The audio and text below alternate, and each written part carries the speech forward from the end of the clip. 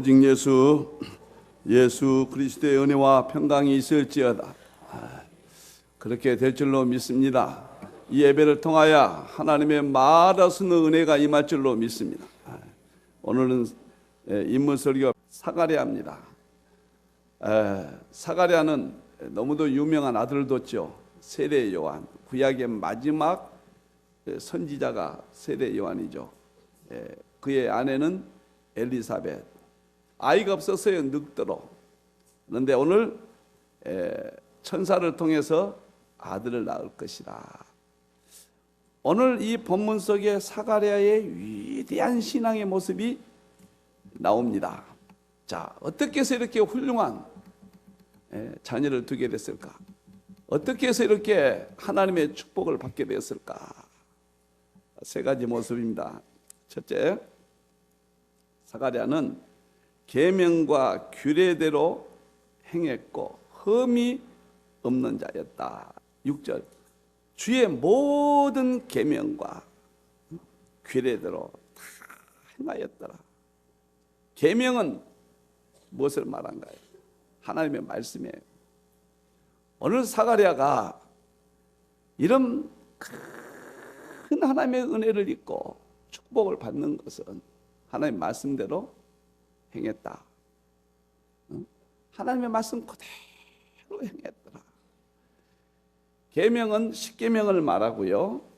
그 다음에 구약의 율법을 말해요. 이건 성경에 기록되어 있죠. 규례는 성경에 기록이 되어 있지 않는 믿음의 모든 규칙들을 말합니다. 이것들을 하나도 남김없이 다 지켰더라. 하나님이 세례 요한 같은 그렇게 큰 인물을 왜 사가랴를 통해서 나오게 했느냐 말. 콩 심은 데서 콩이 나온다고 말. 사가랴의 위대한 하나님의 신앙. 흠이 없었더라. 어떻게 인간이 흠이 없겠어요? 그러나 흠이 없는 것처럼 위대한 삶을 살았어요. 사랑하는 성도 여러분, 하나님의 말씀, 우주 가운데 하나님의 말씀처럼 귀하고 값진 것이 없어요. 감히 우리 같은 사람이 하나님의 말씀을 볼 수 있다? 이런 축복이 어디가 있습니까? 말씀이 하나님의 요한복음 1장 1절에 1장 17절에 말씀이 육신을 입고 오신 분이 예수님이다. 감히 말씀이 볼 수 있다. 감히 말씀을 들을 수 있다. 감히 그 말씀을 행할 수 있는 기회를 우리에게 주셨다. 상상할 수 없는 것. 감격스러운 겁니다. 여러분, 사가랴처럼 하나님의 말씀에 감격에서 지킬 수 있는 삶이 되기를 축원합니다. 그렇게 될지어다. 아멘. 아브라함이 왜 그렇게 위대한 믿음의 조상을 하나님이 삼아주셨다. 가만히 보세요. 갈대아 우리에서 창세기 10장 떠나라 그랬죠. 아비, 친척, 부모, 형제 다 떠나라. 이게 가능한 일입니까? 여러분들이요. 내가 태어나서 살던 내 고향 모든 것을 버리고 떠나라. 하나님 말씀이거든요. 아브라함이 왜 위대하냐면은 한 번도 아브라함의 생애 속에서 노라는 게 없어요. 하나님 말씀에 대해서. 제가 찾아봐도 노라는 게 없어요. 실수는 있습니다. 아브라함이. 거짓말도 좀 했고요. 어쩔 수 없는 상황에서 아내를 누이라고 그랬잖아요. 애굽으로 가지 말라고 그랬는데 너무 기근이 오니까 애굽으로 갔거든요. 혼이 났죠. 하나님의 명령 앞에 아브라함이 한 번도 하나님 왜 그렇습니까? 그런 게 없어요. 그런 게 없어요. 오늘 사가랴가 위대한 신앙의 모습으로 세대 요한의 아버지 같은 이 놀라운 삶은 하나님의 말씀 세상의 말은 아무것도 아니에요, 여러분. 꽃은 떨어져 아무리 예쁘다 아무것도 아닙니다. 우리가 오늘도 하나님의 말씀을 들을 수 있다는 게 행복이고, 하나님의 말씀을 성경이 저렇게 읽을 수 있다는 게 행복이고, 이 말씀을 이렇게 품을 수 있다는 게 행복이고 축복이고, 인생이 아무것도 아닙니다. 아무리 꽃이 아름다워도 떨어질 날이 있는 것입니다. 하나님의 말씀은 영원합니다. 지킬 수 있다고 하는 자체가 축복이고 기회고 어마어마한 사건입니다. 할렐루야. 세상의 지식 아무리 많아도 그거 아무 의미 없다. 오늘 사가랴처럼 하나님의 말씀을, 교회의 규례들을 그대로 지키시기를 축원합니다. 네. 여러분들 하지 말라면 안 하면 되고, 하라면 하면 되고, 하나님이 책임지십니다. 아멘. 아멘. 오늘 사가랴처럼 율법과 규례를, 하나님의 말씀을 지키는 규례, 이 교회가 지도하는 모든 규례들을 지킬 수 있는 사가랴의 신앙이 되기를 주님의 이름으로 축원합니다. 두 번째, 사가랴가 왜 위대한가요? 왜 흠이 없는 자인가요? 오늘 두 번째, 첫째는 율법과 규례를 지켰고 제사장의 직무를 충실히 행했다 그랬어요. 8절에 마침 사가랴가 그의 반열의 차례대로 하나님 앞에서 제사장의 직무를 행하여 교회 직분에 충실했다 그 말이에요. 두 번째, 사가랴의 위대한 모습, 말씀을 대로 행했고 그 다음에 제사장 직무에 충실했다. 내가 목사로서, 장로로서, 권사로서, 집사로서 내게 맡겨진 일을 충실했다. 할렐루야. 아비야 반열은 구약은 24반열이 있거든요. 그 중에서 8번째 제8반열에 속해요. 오늘 사가랴가. 사가랴란 말은 하나님이 기억하신다 그런 뜻이에요. 다시 말하면 사가랴가 말씀을 순종하고 지키고 그 제사장 직무를 잘 감당하는 그 모습이 전부 하나님 보셨다고 말이에요. 하나님이 지금 기억하고 계신다. 우리 하나님의 사가랴 하는 모습을 다 보았다. 그래서 사가랴에게 위대한 세례 요한이 나온 거예요. 여러분의 인생의 삶의 행복을 어디다 둘랍니까? 세상에 성공하는 것도 감사할 일이지만 거기는 꽃은 마르고 시들어요. 언젠가는 사라지고 마는 거예요. 하나님밖에 없고 예수님밖에 없고 성령님밖에 없고. 오늘 이러한 말씀을 듣는 것을 감사하기를 축원합니다. 로마서 11장 13절에 보면은 내가 이방인인 너에게 말하노라. 내가 이방인의 사도인 만큼 내 직분을 영광스럽게 여기니 감히 이방인인 내가 예수님의 부름받고 내가 종으로 일하는 거, 이 직분을 영광스럽게 생각. 로마의 시민권이 있었고 가말리엘 문화생이었고 베냐민 지파였고 율법으로는 흠이 없는 바울이 다 무의미한 거예요. 내가 예수님이 불러서 직분 이것을 영광스럽게 생각하는 이게 최고라고 생각한다. 바울이 하나님을 그렇게 귀하게 쓰셨잖아요. 사랑하는 성도 여러분, 내게 주신 직분을 귀하게 여기시라. 인생이 아무것도 아닙니다. 풀과 꽃이 싱싱한 것 같지만 곧 말라버립니다.